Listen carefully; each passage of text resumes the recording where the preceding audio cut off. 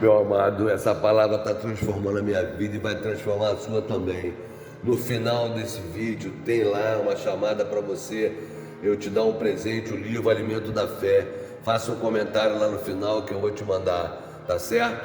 E hoje nós vamos compartilhar a palavra de Deus em Marcos 15, que diz assim: de manhã bem cedo, os chefes de sacerdotes com os líderes religiosos, os mestres da lei e o todo o sinédrio chegaram a uma decisão, amarrando Jesus, levando-no e o entregando a Pilatos. Você é o rei dos judeus? Perguntou Pilatos. Tu o dizes, respondeu Jesus. Os chefes dos sacerdotes o acusavam de muitas coisas. Então Pilatos lhe perguntou novamente: você não vai responder? Veja de quantas coisas o estão acusando. Mas Jesus não respondeu nada e Pilatos ficou impressionado. Por ocasião da festa, era costume soltar o prisioneiro que o povo pedisse. Um homem chamado Barrabás estava na prisão com os rebeldes que haviam cometido assassinato durante uma rebelião. A multidão chegou e pediu a Pilatos que lhe fizesse o que costumava fazer. Vocês querem que eu lhes solte o rei dos judeus? Perguntou Pilatos. Sabendo que fora por inveja que os chefes dos sacerdotes lhe haviam entregado Jesus, mas os chefes dos sacerdotes incitaram a multidão a pedir que Pilatos, ao contrário, soltasse Barrabás. Então, que farei com aquele a quem vocês chamam rei dos judeus? Perguntou-lhes Pilatos. Crucifica-o, gritaram eles. Por quê? Que crime ele cometeu? Perguntou Pilatos. Mas eles gritavam ainda mais: crucifica-o! Desejando agradar a multidão, Pilatos soltou-lhes Barrabás, mandou açoitar Jesus e o entregou para ser crucificado.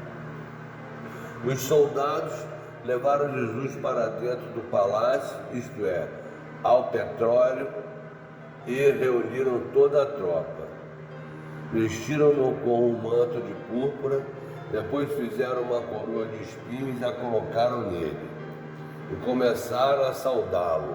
Salve, rei dos judeus! Batiam-lhe na cabeça com uma vara e cuspiam nele. Ajoelhavam-se e lhes prestavam adoração. Depois de terem zombado dele, tiraram-lhe o manto de púrpura e vestiram-lhe suas próprias roupas. Então o levaram para fora a fim de crucificá-lo. Certo homem de Cirene, chamado Simão, pai de Alexandre e de Rufo, passavam por ali, chegando do campo. Eles o forçaram a carregar a cruz. Levaram Jesus ao lugar chamado Gólgota, que quer dizer lugar da caveira. Então lhe deram vinho misturado com mirra, mas ele não bebeu. E o crucificaram. Dividindo as roupas dele, tiraram sorte para saber com quem cada um iria ficar. Eram 9 horas da manhã quando o crucificaram. E assim estava escrito na acusação contra ele: o rei dos judeus. Com ele crucificaram 2 ladrões, um à sua direita e o outro à sua esquerda. E cumpriu-se a escritura que diz: ele foi contado entre os transgressores. Os que passavam lançavam-lhe insultos, balançando a cabeça e dizendo: ora, você que destrói o templo e o reedifica em 3 dias, desça da cruz e salve-se a si mesmo. Da mesma forma, os chefes dos sacerdotes e os mestres da lei zombavam dele entre si, dizendo: salvou os outros, mas não é capaz de salvar a si mesmo. O Cristo, o Rei de Israel, desça da cruz para que o vejamos e creiamos. Os que foram crucificados com ele também o insultavam. E houve trevas sobre toda a terra, do meio-dia às 3 horas da tarde. Por volta das 3 horas da tarde, Jesus bradou em alta voz: Eloi, Eloi, Alamá Sabacatani, que significa: meu Deus, por que me abandonaste? Quando alguns dos que estavam presentes ouviram isso, disseram: ouçam, ele está chamando Elias. Um deles correu, embebeu uma esponja em vinagre, colocou-a na ponta de uma vara e deu a Jesus para beber e disse: deixem-no, vejamos se Elias vem tirá-lo daí. Mas Jesus, com um alto brado, expirou, e o véu do santuário rasgou-se em duas partes, do alto a baixo. Quando o centurião que estava em frente de Jesus ouviu o seu brado e viu como ele morreu, disse: realmente este homem era filho de Deus. Algumas mulheres estavam observando de longe. Entre elas estavam Maria Madalena, Salomé e Maria, mãe de Tiago, o mais jovem, e de José. Na Galiléia, elas tinham seguido e servido a Jesus.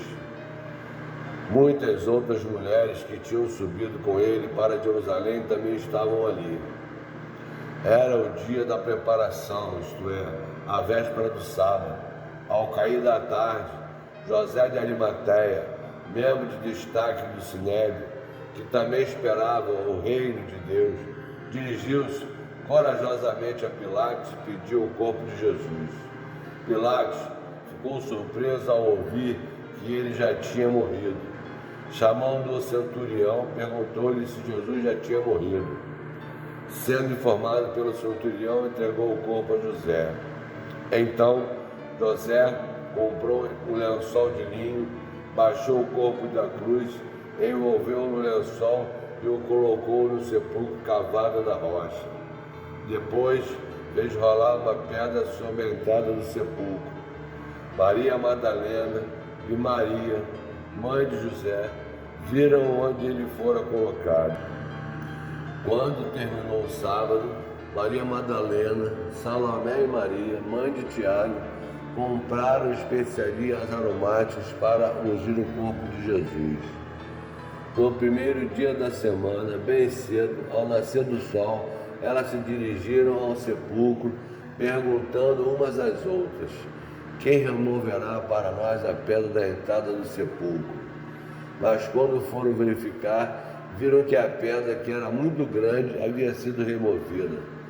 Entrando no sepulcro, viram um jovem vestido de roupas brancas assentado à direita e ficaram amedrontadas.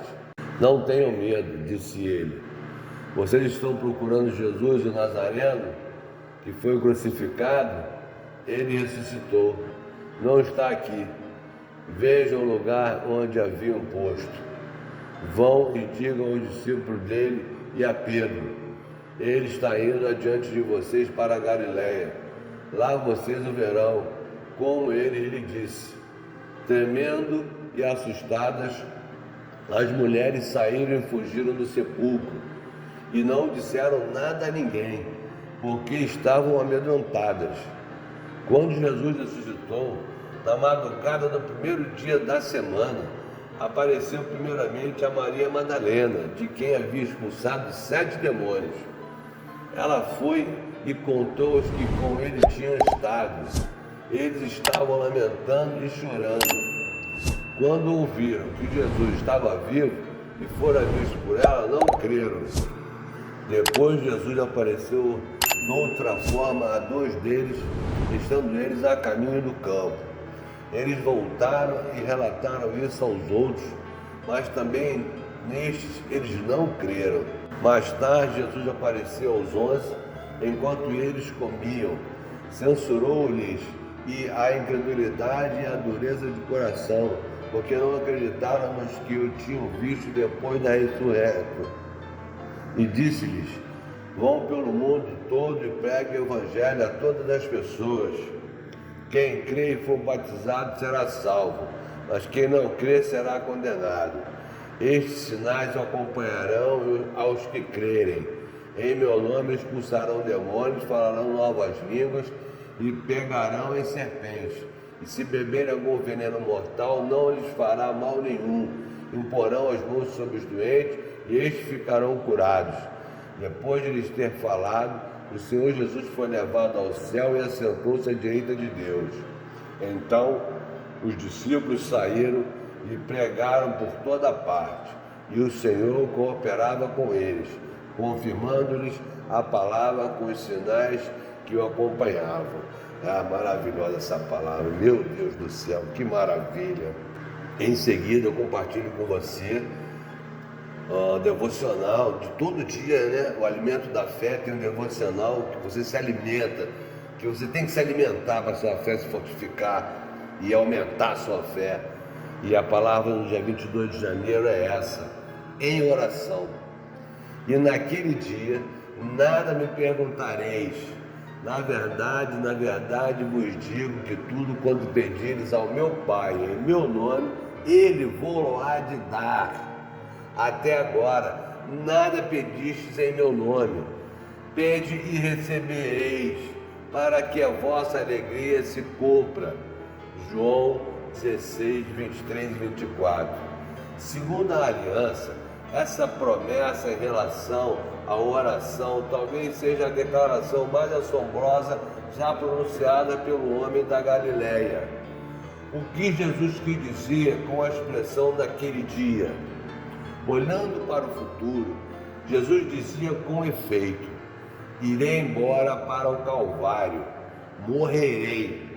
No entanto, serei ressuscitado dentre os mortos, subirei até as alturas e assentar-me-ei à destra do Pai.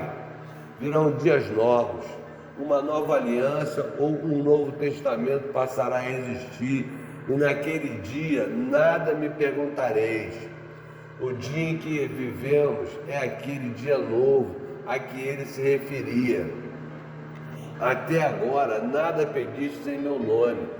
Os discípulos não oravam em nome de Jesus enquanto ele estava na terra, porque não teria funcionado. Não era necessário, pois enquanto Jesus estava com eles, ele supria todas as suas necessidades. Entretanto, chegaria o dia em que Jesus partiria, então precisariam do nome dele. O nome de Jesus substitui a pessoa de Jesus na operação dos milagres, na alimentação da autoridade de Satanás e no envolvimento de Deus na situação, entende? E a confissão é a seguinte: sou um cristão da nova aliança, oro ao meu Pai em nome de Jesus, peço em nome de Jesus, recebo-o e minha alegria é completa. Que maravilha! Então eu declaro em nome de Jesus que muitas pessoas irão estar aqui conosco, assinando esse canal, comentando e compartilhando a palavra de Deus. Te vejo amanhã, em nome de Jesus.